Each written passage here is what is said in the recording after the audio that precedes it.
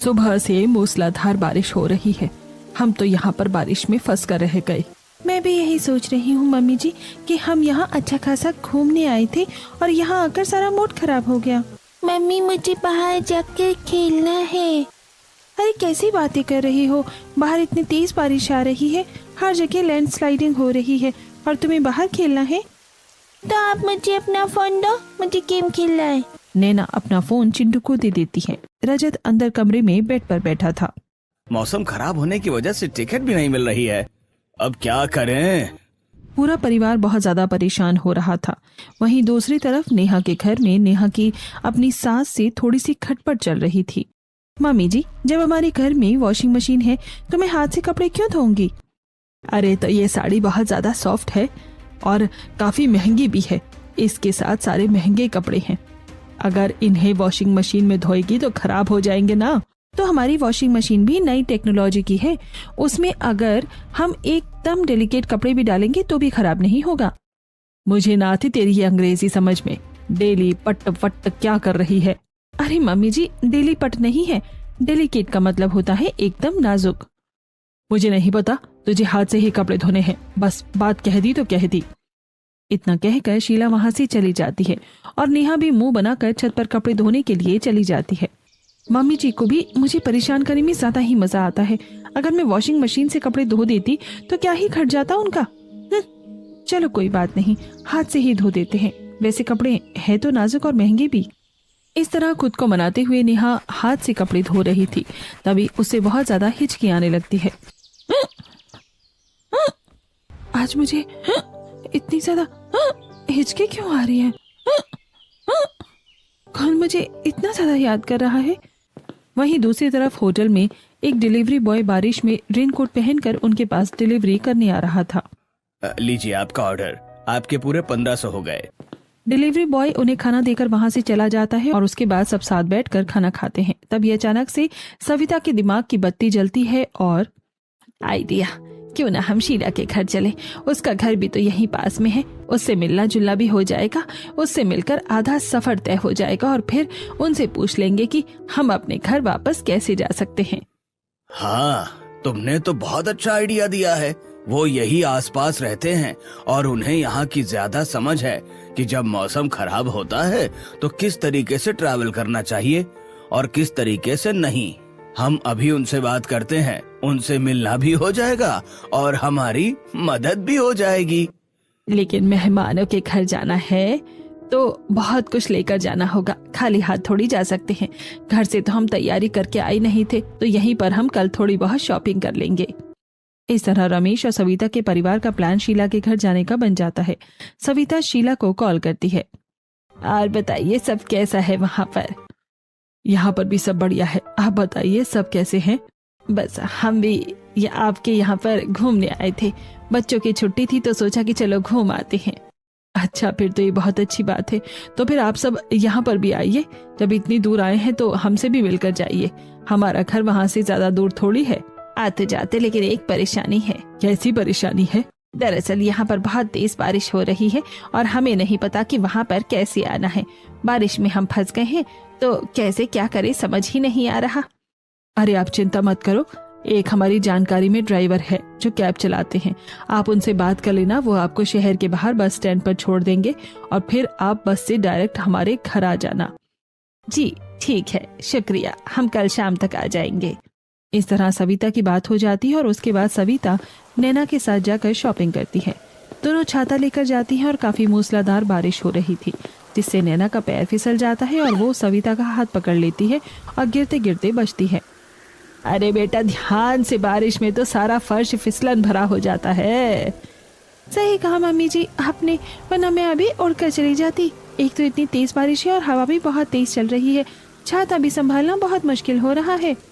उसके बाद दोनों बहुत सारी शॉपिंग करते हैं। वो सबके लिए बहुत सारे फ्रूट्स और खाने की चीजें खरीदते हैं और उनके लिए सूट और पैंट का कपड़ा खरीद कर वापस होटल में चले जाते हैं और सामान पैक करके ड्राइवर से बात करते हैं। जी शुक्रिया, हम कल सुबह आपको तैयार मिलेंगे। ड्राइवर की कॉल कट होने के बाद चलो सब हो गया, फाइनली अब हम यहाँ से जाएंगे। दूसरी तरफ वहीं पर मेहमानों के आने की तैयारी हो रही थी और नेहा और शीला की फिर से बहस हो जाती है। अरे मम्मी जी, घर में मेहमान आ रहे हैं तो उनके लिए हमें कुछ तो तैयारी करनी ही चाहिए। अभी मैं कुछ नए बर्तन खरीद कर लाती हूँ और उनके लिए कुछ अच्छा सा सामान लेकर आती हूँ। अब क्या उन्हें तो बिल्कुल चांद पर बैठाएगी। मेहमान है, हमारे घर परिवार का ही हिस्सा है, इतना ज्यादा कुछ करने की जरूरत नहीं है। वैसे भी 1-2 दिन रुकेंगे। अच्छा ठीक है, फिर आप मुझे बाद में मत कह देना कि मैंने कुछ किया नहीं है। मैं अभी भी कह रही हूँ कि अगर कुछ खास तैयारी करनी है तो मैं खाने का कुछ अच्छा बना देती हूँ। जब वो लोग आएंगे तब चाय नाश्ते में कुछ अच्छा बना देना। अच्छा ठीक है मम्मी जी। इतना कहकर नेहा वहां से चली जाती है और उसके जाने के बाद शीला खुद से कहती है, मेरी बहू बिना बिल्कुल जिद्दी है, बस फालतू के पैसे खर्च करवा लो इससे। आखिरकार फाइनली सविता का परिवार होटल से बाहर निकलकर कैब में बैठ जाता है। और हमें और कितनी देर लगेगी? बस अभी हम पहुंचने वाले हैं। वहां जाने के बाद आपको बस में बैठना है और बस से सिर्फ 1-1.5 घंटे का रास्ता है। ड्राइवर ने बस स्टैंड पर छोड़ देता है और सब बस में बैठकर आगे का सफर पूरा करते हैं और रोहन उन्हें बस स्टैंड पर लेने जाता है। नमस्ते ताई जी। नमस्ते ताऊ जी। नमस्ते बेटा, नमस्ते, जीते रहो। इस तरह रोहन सबको लेकर घर वापस आ जाता है और घर आने के बाद सब उनका स्वागत करते हैं। आइए दीदी, बहुत समय बाद आना हुआ है। हाँ, बस सोचा कि इस पर बच्चों की छुट्टी है तो चलते हैं। आपने बहुत अच्छा किया आकर। अरे सोचा कि अच्छा मौका है सबसे मिलने का, सबके साथ कुछ समय बिताएंगे तो अच्छा लगेगा। अरे चिंटू, तुम तो कुछ भूल ही नहीं रहे। मुझे भूल गए क्या? आपको कैसे भूल सकता हूँ बुआ? नेहा रसोई में सबके लिए चाय नाश्ता बना रही थी।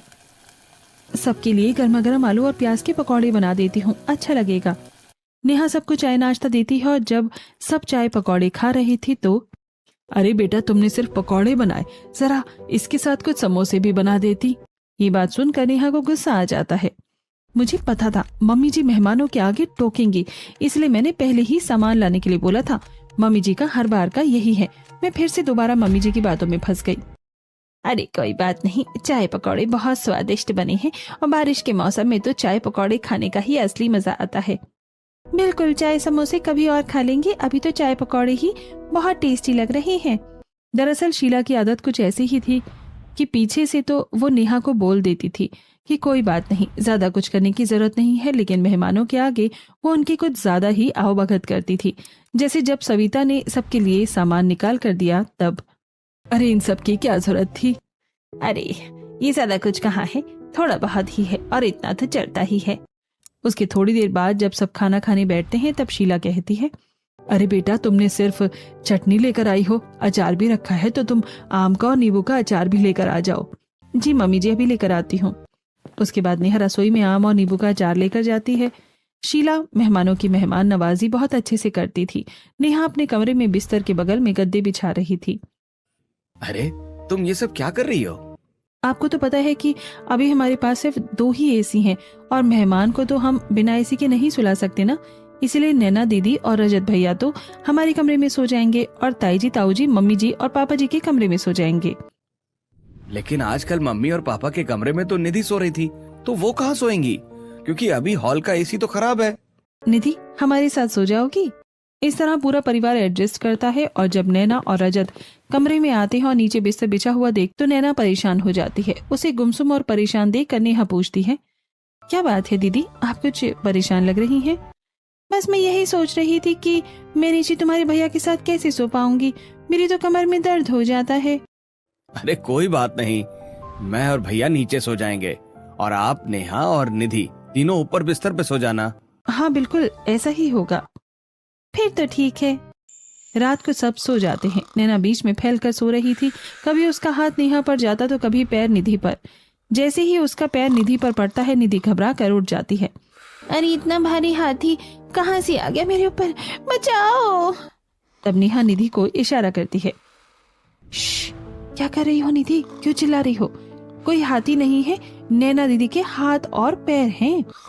तो भाभी इस तरह तो मुझे बिल्कुल भी नींद नहीं आएगी, पूरा स्पेस ही गायब हो गया है। कोई बात नहीं, 1-2 दिन की बात है, एडजस्ट कर लो। अभी तो सबको लग रहा था कि सिर्फ 1 या 2 दिन की ही बात है, लेकिन उन्हें क्या पता था कि वो पूरे हफ्ते की बात होने वाली है। अब अगले दिन सुबह उठकर जब सब चाय नाश्ता कर रहे हैं बताइए दीदी, आपको कैसी नींद आई? मुझे तो बहुत अच्छी नींद आई। वैसे हम तो आज शाम को जाने की तैयारी कर रहे हैं। अरे नहीं, इतनी जल्दी जाने की तैयारी क्यों कर रहे हो? बिल्कुल, अभी तो आप आए हैं और इतनी जल्दी कैसे जा सकते हैं? वैसे भी बहुत कम आना जाना होता है। हाँ, लेकिन 2 दिन रुक गए बहुत है। 2 दिन कैसे हुए? कल शाम को तो आप आए थे और आज रात को जाने की बात कर रहे हैं, तो 2 दिन कैसे हुए? 1 दिन ही हुआ ना। अभी आप लोगों को कहीं नहीं जाना। अभी कम से कम 1 हफ्ता 10 दिन तो आपको यहाँ रुकना है। तभी वहाँ पर रजत आता है और परेशान होकर कहता है, मम्मी पापा, आज रात की भी कोई ट्रेन की टिकट नहीं मिल रही। तो बेटा कल या परसों की देख लो। अरे 2-3 दिन की कोई टिकट मिल ही नहीं रही है। अरे दीदी कैसी बातें कर रही हो? अब तय हो गया है कि आप लोग कम से कम 10 दिन यहीं रुकेंगे। और रजत बेटा, अब इस बारे में कोई बात नहीं होगी, किसी को कहीं नहीं जाना। इस तरह सविता के परिवार वाले मजबूरी में वहां रुकते हैं और शीला के घर वाले भी उन्हें वहां से जाने नहीं देते। आज शाम को नेहा नैना और चिंटू को अपने साथ बाजार लेकर जाती है। सबसे पहले नेहा सब्जी खरीद लेती है। अरे भैया, आप मुझे 1 किलो घिया, 1 किलो टिंडा, 1 किलो तोरी दे दीजिए। साथ में 1 किलो भिंडी और टमाटर भी कर देना। अच्छा ठीक है बहन जी, अभी देता हूँ। तुमने सारी हरी सब्जी ही क्यों ली है? कोई अच्छी सी सब्जी भी ले लेती। सब्जी घर पर रखी है दीदी, इसीलिए यही थोड़ी बहुत सब्जी ली है। उसके बाद सब्जी लेकर दोनों घर वापस जा रहे थे कि रास्ते में चिंटू जिद करने लगता है। मम्मी, मेरा पिज्जा खाने का मन कर रहा है। देखो सामने वहाँ पर कितनी बड़ी पिज्जा की दुकान है। अरे बेटा, मैं अभी अपना पर्स लेकर नहीं आई और इस तरह जिद मत करो, मैं तुम्हें बाद में पिज्जा खिला दूंगी। नहीं, मुझे अभी खाना है पिज्जा, अभी खाना है। मुझे नहीं पता, मुझे पिज्जा खाना है तो खाना है। चिंटू वहीं रोड पर बहुत ज्यादा जिद करने लगता है और उसे ऐसा जिद करते हुए देखकर नेहा कहती है, कोई बात नहीं दीदी, मैं ले लेती हूँ पिज्जा। चलो चिंटू, बताओ तुम्हें कौन सा पिज्जा खाना है? उसके बाद वो दोनों पिज्जा शॉप पर जाते हैं और नेहा पहले तो चिंटू के लिए 2 पिज्जा खरीदती है। अरे नेहा, एक काम करो, तुम घर में सबके लिए पिज्जा ले लो, मैं घर जाकर तुम्हें पैसे दे दूंगी। कोई बात नहीं दीदी, मैं सबके लिए ले लेती हूँ, आपको पैसे देने की जरूरत नहीं है। इस तरह नेहा सबके लिए पिज्जा खरीद लेती है, लेकिन वो इस बात से अनजान थी कि ये तो बस शुरुआत थी, अभी आगे आगे बहुत कुछ होना बाकी था। घर आने के बाद सब पिज्जा खाते हैं। यहाँ तो पिज्जा बड़ा ही टेस्टी है, हमारे वहाँ का पिज्जा इतना टेस्टी नहीं होता। सच में बहुत टेस्टी है। सब बड़े मजे से पिज्जा खाते हैं और नैना ने भी नेहा को बाद में पैसे नहीं दिए थे, लेकिन नेहा ने भी इस बारे में कुछ नहीं सोचा। आज शाम को जब सब बाहर बालकनी में बैठकर चाय पी रहे थे, मैंने सुना है कि यहाँ थोड़ी दूर पर एक पहाड़ी इलाका है, क्यों ना हम वहाँ घूमने चले? हाँ, बाहर थोड़ी देर घूमेंगे तो काफी अच्छा लगेगा। ठीक है, अगर आप सब कहते हैं तो चलते हैं। उसके बाद रोहन सबको गाड़ी में बैठाकर वहाँ पर घूमने के लिए लेकर जाता है और सब पहाड़ों पर काफी मजे करते हैं। कितना अच्छा लग रहा है ना? हाँ, यहाँ का नजारा तो बहुत ही सुंदर है। सब लोग वहाँ पर थोड़ी देर घूमते फिरते हैं और बहुत सारे पिक्चर्स क्लिक करते हैं। अरे नेहा, मेरी जरा एक रील बना देना। ठीक है दीदी। नैना खुद आराम से घूम रही थी और नेहा सारा सामान लेकर घूम रही थी, जिसमें रोहन उसकी मदद करता है। तुम सारा सामान अकेले लेकर क्यों घूम रही हो? क्योंकि नैना दीदी और मम्मी जी ने कहा है। लाओ, मैं तुम्हारी मदद करता हूँ, तुम भी जरा घूमने पर ध्यान दो। पूरा दिन घूमने के बाद सब बहुत थक गए थे और घर आने के बाद शाम को नेहा सबके लिए खाने में टिंडे की सब्जी बना देती है। अरे बेटा, तुमने टिंडे की सब्जी बना दी। तुम्हें पता है तुम्हारे ताऊ जी टिंडे की सब्जी बिल्कुल भी नहीं खाते हैं। ओह अच्छा, माफ करना, लेकिन मुझे पता नहीं था ताई जी। तो तुम्हें खाना बनाने से पहले हमसे पूछ लेना चाहिए था ना बहू। लेकिन मम्मी जी, मुझे याद नहीं रहा और हमारे घर में सब टिंडे की सब्जी बहुत खुश होकर खाते हैं, तो इसलिए ही बना दी थी। हमारे घर में खाते हैं, लेकिन अभी मेहमान आए हैं तो उनका तो स्पेशल ध्यान रखना चाहिए ना। इस तरह शीला मेहमानों की साइड लेते हुए अक्सर नेहा को डांट दिया करती थी, जिसकी वजह से उसे बहुत बुरा लगता था। अब तो बिल्कुल भूख मर गई और खाना नहीं खाया जा रहा। कोई बात नहीं ताई जी, आप अभी मुझे बता दीजिए, मैं दूसरी सब्जी बना देती हूँ। आप कोई दाल बता दीजिए, 10 मिनट में बन जाएगी। हमें तो दाल बिल्कुल भी पसंद नहीं है बेटा। दरअसल हम तो छोले, राजमा चावल और पनीर की सब्जी खाते हैं, तो अगर तुम पनीर बना देती तो अच्छा होता। रोहन देखता है कि नेहा को काफी परेशानी हो रही है और अब उसे दोबारा सब्जी बनानी होगी, इसलिए वो आइडिया देता है।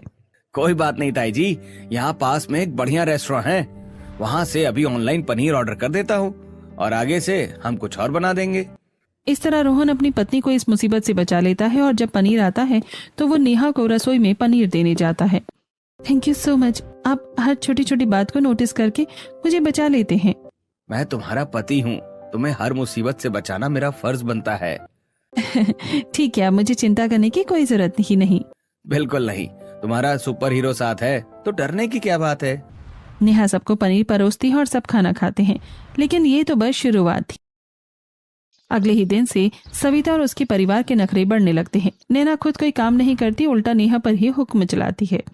अच्छा नेहा, आज तुम चिंटू के सारे कपड़े धो देना, मैं उसके ज्यादा कपड़े लाना भूल गई थी, और ये भी हर थोड़ी देर में कपड़े गंदे कर देता है। अच्छा ठीक है दीदी। इस तरह नैना अक्सर नेहा को ऑर्डर देकर वहां से चली जाती है। उसके बाद नेहा छत पर बैठकर जब कपड़े धो रही थी, इन लोगों ने तो मेरी नाक में दम करके रख दिया है। एक तो इतने सारे मेहमान आने की वजह से बहुत ज्यादा काम बढ़ गया है और ऊपर से कोई काम में मदद तक नहीं करवाता।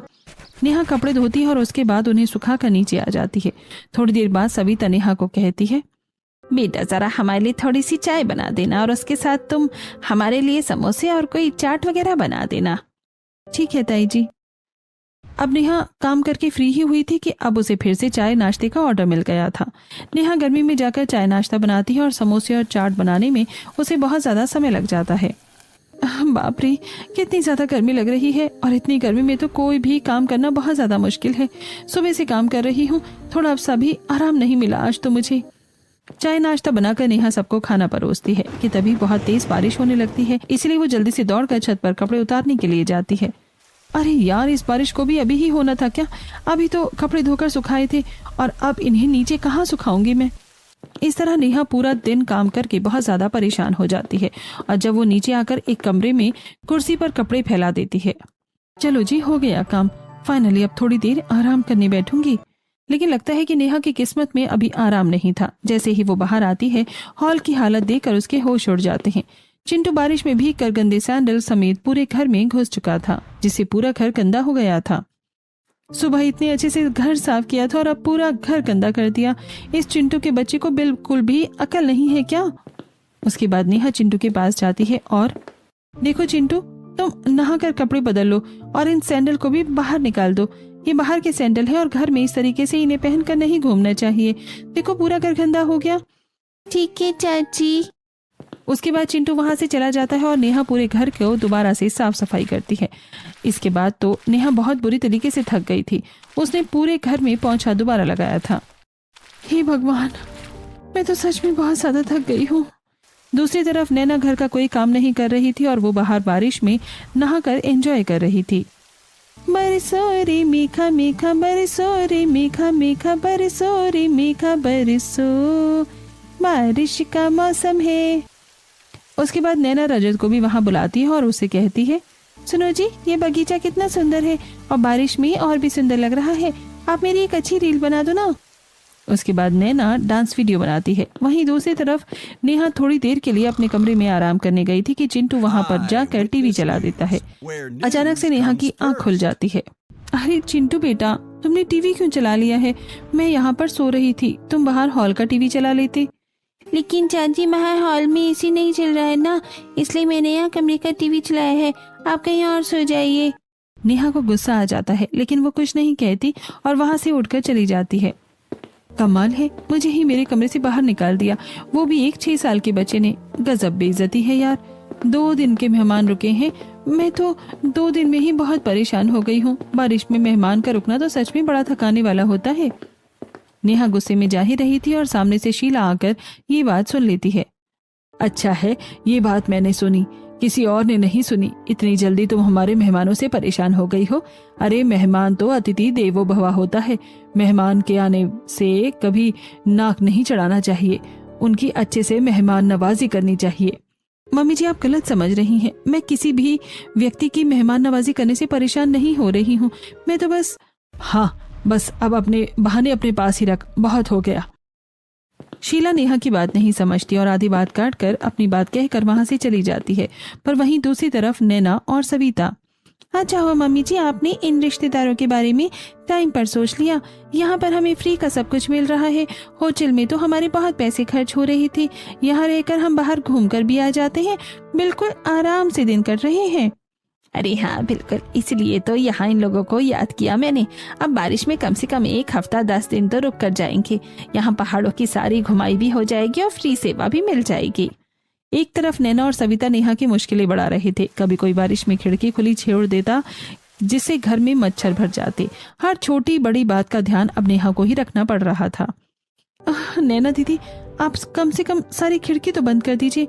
अगर रात को मच्छर आ जाएंगे तो फिर सोने नहीं देंगे, और फिर बारिश के मच्छर तो बहुत खतरनाक होते हैं। नेहा, मैंने सारी खिड़की बंद कर दी है, तुम चिंता मत करो।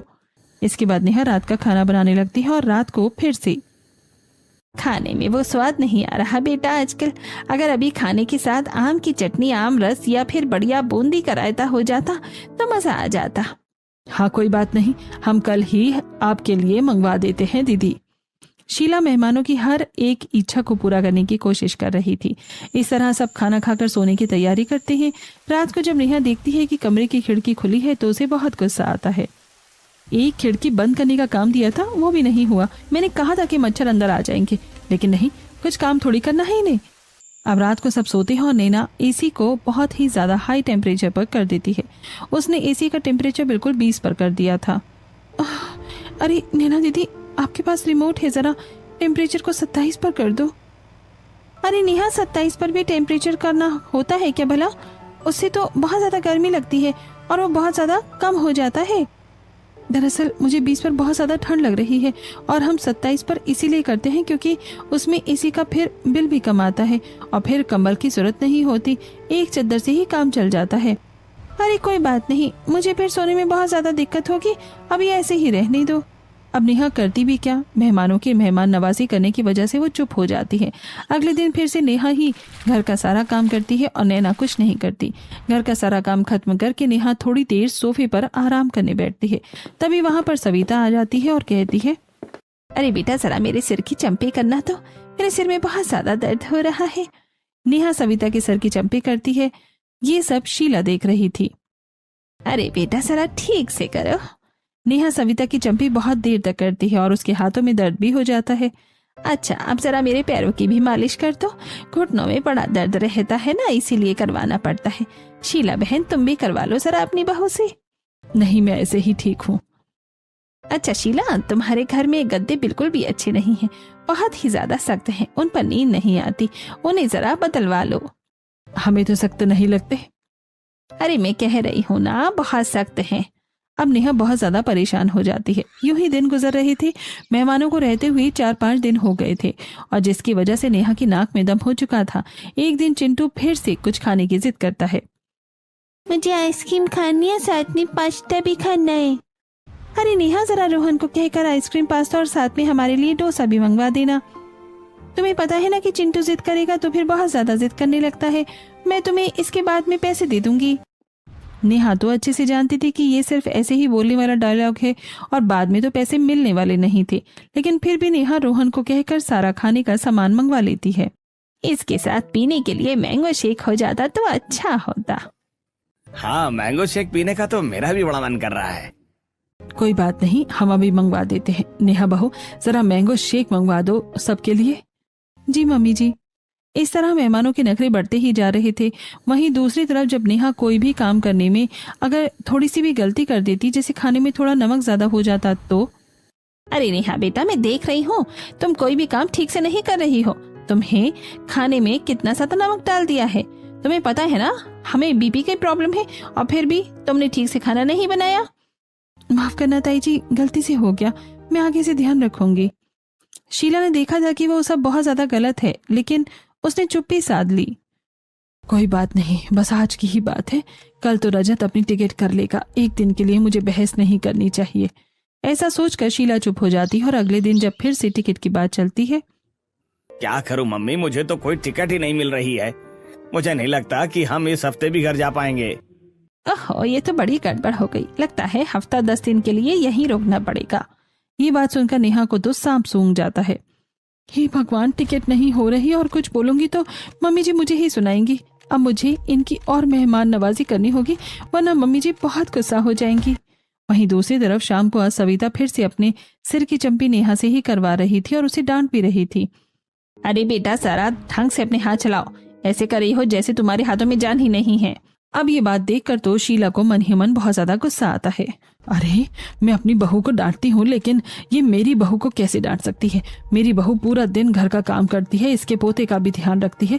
एक तो इसकी चंपी कर रही है और ऊपर से ये उसे ही डांट रही है। इसकी बहू तो एक गिलास पानी तक नहीं उठाती।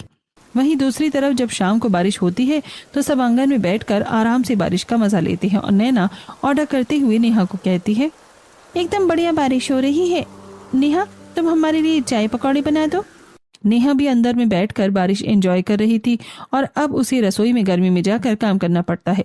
नेहा उदास होकर जाने लगती है कि तभी शीला कहती है, अरे आज नेहा बहू की तबीयत ठीक नहीं है। एक काम करो नैना बहू, तुम हमारे लिए पकौड़े बना दो। शीला के ऐसे कहने पर नैना को पकौड़े बनाने पड़ते हैं। अरे यार, क्या है, मुझे पकौड़े बनाने पड़ रहे हैं। अब जो शीला एक हफ्ते से मेहमानों का बर्ताव देख रही थी और उनकी वजह से अपनी बहू को डांट देती थी, आज वही अपनी बहू की साइड ले रही है। नेहा को बड़ी खुशी होती है। ऐसे ही आज रात को जब नेहा ने सबको खाने में दाल चावल दिए। अरे नेहा बेटा, तुमने फिर से दाल चावल बना दिया। तुम्हें पता है ना, हमें दाल चावल बिल्कुल भी पसंद नहीं है। नेहा बहू ने नहीं बनाए हैं, मैंने ही उसे कहा था दाल चावल बनाने के लिए। आज बताया था ना मैंने कि उसकी तबीयत ठीक नहीं है, तो यही खाना सबसे जल्दी और आसानी से बनता है, इसलिए मैंने ही उसे बनाने के लिए कहा था। इस तरह शीला कदम कदम पर अपनी बहू की साइड ले रही थी। वहीं दूसरी तरफ सविता और उसके घर वाले प्लानिंग कर रहे थे। मेरा तो अभी जाने का मन ही नहीं कर रहा। कुछ दिन की और छुट्टी है, यहीं पर बिता लेते हैं। वैसे भी ट्रेन की टिकट ना होने का बहाना अच्छा चल रहा है। हाँ बिल्कुल, जब तक रुक सकते हैं रुक जाते हैं। हालांकि शीला ने नेहा की साइड लेना तो शुरू कर दिया था, लेकिन जो मेहमानों ने बारिश में एक हफ्ता घर पर कब्जा किया, उसका क्या करना था। अब शीला डायरेक्टली मेहमानों को तो कुछ कह नहीं सकती थी। इसीलिए जब आज फिर से रजत ट्रेन की टिकट न होने का बहाना बनाता है, तब अब क्या करें, फिर से ट्रेन की टिकट हो ही नहीं रही है। हमें तो जरूरी काम भी था वहाँ पर, बारिश की वजह से टिकट हो ही नहीं रही। अरे बेटा कोई बात नहीं, इतनी क्या चिंता करता है। रोहन का एक दोस्त है, वो अभी तुम्हारा टिकट कर देगा। हाँ भैया, अभी आपका टिकट करवा देता हूँ। रोहन किसी को कॉल करता है और अगले ही दिन की सुबह की सबकी टिकट करवा देता है और रजत को व्हाट्सएप करके भेज देता है। हो गई ना भैया, कितनी आसानी से। मेरा दोस्त साइबर कैफे का काम करता है, तो आसानी से सब हो जाता है। अब आपका जरूरी काम जो था वो भी खराब नहीं होगा, क्योंकि अब टाइम पर आपको ट्रेन की टिकट मिल गई ना।